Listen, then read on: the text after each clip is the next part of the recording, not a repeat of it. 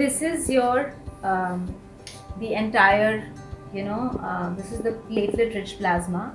These are the red blood cells, and this is the white blood cell. So red blood cell, white blood cell, and the platelet rich plasma.